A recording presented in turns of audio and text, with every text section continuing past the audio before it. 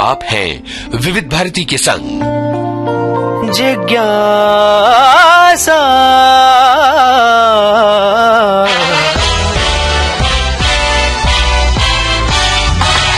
जिज्ञासा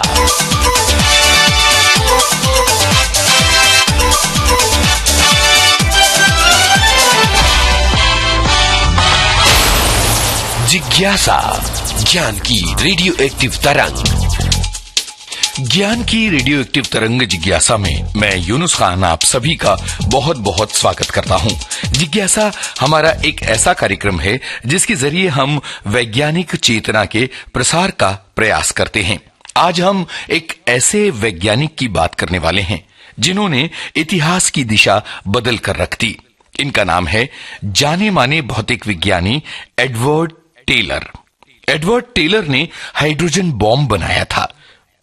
इससे उन्हें पहचान तो मिली, लेकिन पूरी दुनिया में एक नैतिक बहस शुरू हो गई कि ये बम दुनिया के भले के लिए है या दुनिया के विनाश के लिए। चलिए आपको बताते हैं कहानी एडवर्ड टेलर की। 15 जनवरी 1908 को पैदा हुए थे एडवर्ड टेलर और उनका ताल्लुक हंगरी के बहुत रईस यहूदियों के परिवार से था। बुडापेस्ट में स्कूल जाने के बाद उन्होंने जर्मनी के कार्लसरूहे में इंस्टीट्यूट ऑफ टेक्नोलॉजी से केमिकल इंजीनियरिंग में डिग्री ली। इसके बाद फिजिकल केमिस्ट्री में पीएचडी करने के लिए वो सन 1930 में म्यूनिक और लीप्जिग गए और हाइड्रोजन मॉलिक्यूलर आयन पर उनकी डॉक्टरेट थीसिस ने थ्योरी ऑफ मॉलिक्यूलर ऑर्बिटल्स की नींव रखने में मदद की, जिसे आज भी व्यापक रूप से स्वीकार किया जाता है और पढ़ाया जाता है। जब वो म्यूनिक में पढ़ रहे थे तो एक चलती हुई स्ट्रीट कार के नीचे गिर गए और उन्होंने अपना दाहिना पैर खो दिया। बाद में उसकी जगह पर एक कृत्रिम पैर लगाया गया। टेलर ने लियो सिजलॉर्ड और यूजीन विग्नर के साथ मिलकर अमेरिका के राष्ट्रपति रूजवेल्ट को अमेरिका में परमाणु बम विकसित करने का कार्यक्रम शुरू करने के लिए प्रेरित किया था। सन 1943 में थ्योरेटिकल फिजिक्स डिवीजन में वे ग्रुप लीडर के रूप में लॉस एलामोस लैब में शामिल हुए थे।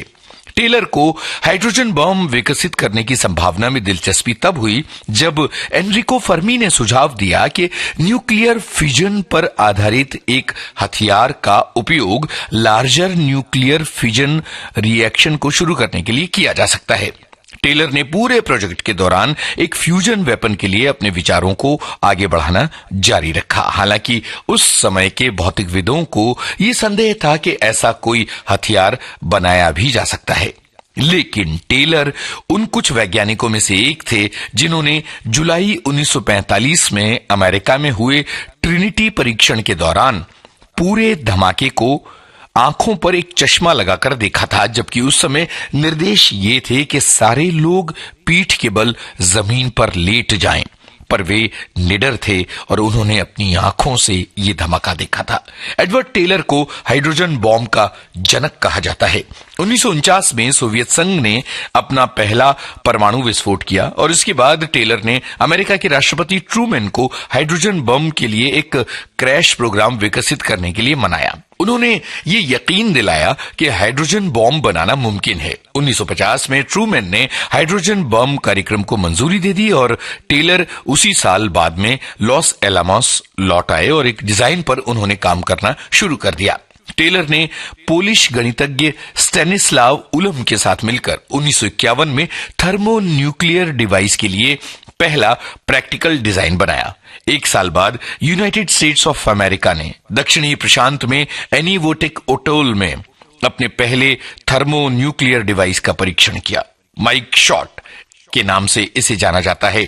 10 मेगाटन TNT इसमें उत्पन्न हुआ था और उस समय 7 साल पहले हिरोशिमा पर गिराए गए बम से ये बम 1000 गुना बड़ा था। इससे आप अंदाजा लगा सकते हैं कि ये कितना बड़ा परीक्षण धमाका रहा होगा। दुनिया के इतिहास में 1 मार्च 1954 का दिन हाइड्रोजन बॉम्ब के परीक्षण के रूप में दर्ज है। ये मानव इतिहास में अब तक का सबसे बड़ा विस्फोट था, ये बात हम आपको बता चुके हैं। इसकी ताकत का अंदाजा इस बात से लगाया जाता है और हमेशा ये मिसाल दी जाती है कि ये हिरोशिमा और नागासाकी पर गिराए गए एटम बॉम्ब की तुलना में कहीं ज्यादा पावरफुल था। अमेरिका ने अपनी इस टेस्टिंग को नाम दिया था माइक शॉट और इसके पीछे दुनिया को अपनी ताकत दिखाने का मकसद भी था। 1952 में अमेरिका ने प्रशांत क्षेत्र के मार्शल द्वीपों में ये धमाका किया था और इसकी वजह से वहां पर जीवन पूरी तरह से खत्म हो गया था, बल्कि इसके प्रभाव का आकलन करने के लिए कुछ उपकरण लगाए गए थे जो पूरी तरह से तबाह हो गए थे। आज तक इस तरह के बम का कहीं कोई इस्तेमाल नहीं किया गया है और ये कहा जाता है कि अगर इस तरह के बम का इस्तेमाल हुआ तो वो भयानक विनाश फैलाएगा। हम सब ये जानते हैं कि सेकेंड वर्ल्ड वॉर के आखिर में अमेरिका ने जापान पर 2 परमाणु बम गिराए थे, एक हिरोशिमा पर और दूसरा नागासाकी पर, जिसकी वजह से 2 लाख से ज्यादा लोग मारे गए थे और बहुत ज्यादा नुकसान हुआ था। इसी तरह से हाइड्रोजन बॉम्ब भी है जिसका समय समय पर अलग अलग देश परीक्षण करते रहते हैं। पीछे नॉर्थ कोरिया ने ऐसा किया था, पर सवाल यह उठता है कि हाइड्रोजन बॉम्ब ज्यादा खतरनाक है या परमाणु बम, इनके बीच में अंतर क्या है? तो चलिए आपको बताते हैं। दरअसल परमाणु बम और हाइड्रोजन बम के बीच जो मुख्य अंतर है वो विस्फोट की प्रोसेस का है।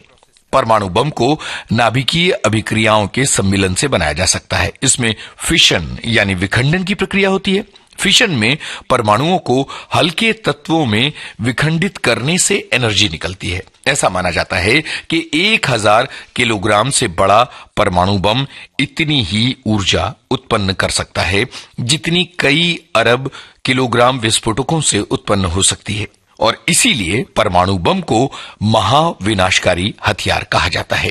सबसे शक्तिशाली विस्फोटक ब्लॉकबस्टर का इस्तेमाल सेकेंड वर्ल्ड वॉर में किया गया था। इसको बनाने में 11 टन TNT यानी ट्राई नाइट्रोटोलीन का इस्तेमाल हुआ था। परमाणु बम का ही एक प्रकार है हाइड्रोजन बम, लेकिन हाइड्रोजन बम ज्यादा पावरफुल होता है। परमाणु विशेषज्ञ ये बताते हैं कि हाइड्रोजन बम परमाणु बम से 1000 गुना ज्यादा पावरफुल होता है। इसे एक बार फिर सुनिए, हाइड्रोजन बम परमाणु बम से 1000 गुना ज्यादा पावरफुल होता है। हाइड्रोजन बम में फ्यूजन यानी संलयन की प्रक्रिया होती है। फ्यूजन में 2 हल्के परमाणुओं के मिलने से भारी तत्व बनने पर ऊर्जा बनती है और इसको बनाने में हाइड्रोजन के समस्थानिक ड्यूटेरियम और ट्राइटेरियम का इस्तेमाल होता है और परमाणुओं के संलयन से ही धमाका होता है। और इस संलयन के लिए बड़े ऊंचे तापमान यानी 5 करोड़ सेंटीग्रेड की जरूरत पड़ती है और ये ताप सूर्य के सबसे ज्यादा गर्म भाग के तापमान से भी बहुत ज्यादा है। जब परमाणु बम द्वारा आवश्यक ताप उत्पन्न हो जाता है तभी हाइड्रोजन परमाणु संलयित होते हैं और इस संलयन की वजह से ऊष्मा और शक्तिशाली किरणें पैदा होती हैं और ये हाइड्रोजन को हीलियम में बदल देती हैं। इसकी विशाल विस्फोटक शक्ति से एक अनियंत्रित आत्मनिर्भर चेन रिएक्शन पैदा हो जाती है, यानी ये चेन रिएक्शन अपने आप लगातार आगे बढ़ती है जिसमें हाइड्रोजन के 2 अणु एक भारी हीलियम अणु में बदलते चले जाते हैं। इस प्रक्रिया में बहुत ज्यादा तापमान पैदा होता है। इस समय थर्मोन्यूक्लियर बमों में लिथियम 6 ड्यूटेराइड का इस्तेमाल फ्यूजन के लिए होता है। फ्यूजन की शुरुआत में ये ट्रिटियम में बदल जाता है। हाइड्रोजन बॉम्ब को H बॉम्ब भी कहते हैं और इसका विस्फोट 2 भागों में होता है। पहला चरण होता है जिसमें कम मात्रा में यूरेनियम के जरिए एक पारंपरिक परमाणु विस्फोट होता है। चेन रिएक्शन शुरू करने के लिए यह विस्फोट किया जाता है। इस विस्फोट के कारण थर्मोन्यूक्लियर बम के बाकी तत्वों में रिएक्शन शुरू हो जाता है।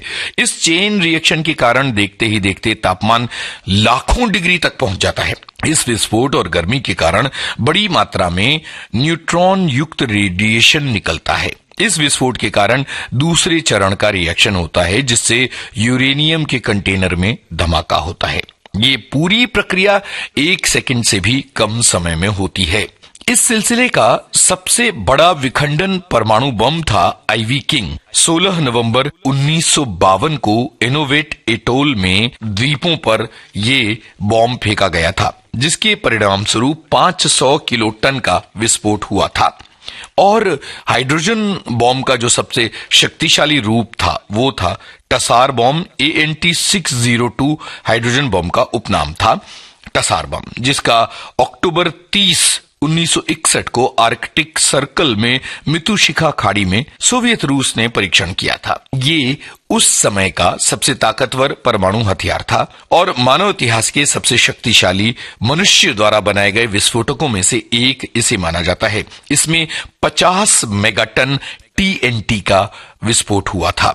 एनेरिको फर्मी को हाइड्रोजन बम बनाने का श्रेय दिया जाता है। इस तरह के बम बनाने में ट्रिटियम और ड्यूटेरियम का इस्तेमाल किया जाता है। यह बम आइसोटोप्स के आपस में जुड़ने के सिद्धांत पर काम करता है और इसी सिद्धांत पर सूर्य अपनी ताकत को बनाए रखता है। इस हाइड्रोजन बम के 3 प्रमुख चरण होते हैं। इसके धमाके से उत्पन्न होने वाली ऊर्जा सूरज से उत्पन्न होने वाली ऊर्जा के बराबर होती है। इसको देखने भर से इंसान अंधा हो सकता है। इसके धमाके से पैदा होने वाली शॉक वेव्स किसी भी चीज को नष्ट कर सकती हैं और सैकड़ों मीटर दूर तक फेंक सकती हैं। ये कितना भयानक हो सकता है, इसका इस समय हम केवल अंदाजा ही लगा सकते हैं। दुनिया में इतने न्यूक्लियर बम बना लिए गए हैं कि अगर ये सारे बम चला दिए जाएं तो दुनिया सच में तबाह हो जाएगी। अगर दुनिया तबाह होने से बच भी गई तो इन बॉम्ब्स का असर इतना घातक होगा कि जीवन के बचने की संभावना मिनिमम रह जाएगी। इसके लिए हम हिरोशिमा और नागासाकी के धमाकों पर विचार कर सकते हैं। अमेरिका ने इनका नाम दिया था फैटमैन धमाके। ये उन न्यूक्लियर बॉम्ब का नाम था जो वहां गिराए गए थे। एटम बॉम्ब के धमाके नुकसान नहीं करते, वो फटने के बाद बहुत सारी गर्मी पैदा करते हैं और ये गर्मी पूरे के पूरे शहरों को जलाकर खाक कर सकती है। जहां पर फैटमैन बॉम्ब फटा था, लगभग 1.5 किलोमीटर का इलाका पूरी तरह से राख हो गया था, यानी वहां कुछ भी नहीं बचा था, कुछ भी नहीं। विस्फोट के केंद्र से 1.5 से 2 किलोमीटर के बीच का इलाका भारी तबाही वाला इलाका था और इसे रिकवर करना नामुमकिन था। 2 से 3 किलोमीटर दूर का इलाका मध्यम तबाही वाला था और 3 से 5 किलोमीटर वाला इलाका कम तबाही वाला था। 5 किलोमीटर से बाहर के इलाके में तबाही नहीं मची, लेकिन रेडिएशन ने बहुत ज्यादा नुकसान किया था। रेडिएशन से कई बीमारियां फैलती हैं और इनका असर साल दर साल बस चलता चला जाता है, कई पीढ़ियों तक कायम रहता है।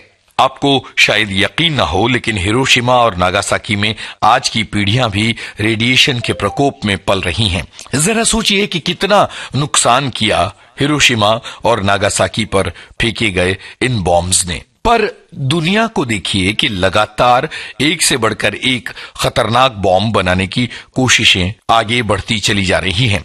हाइड्रोजन बॉम्ब के बाद कोबाल्ट बम बनाने की भी धारणा विकसित की जा रही है। ये एक ऐसा हाइड्रोजन बॉम्ब होगा जिसमें कोबाल्ट साथ में रखा होगा।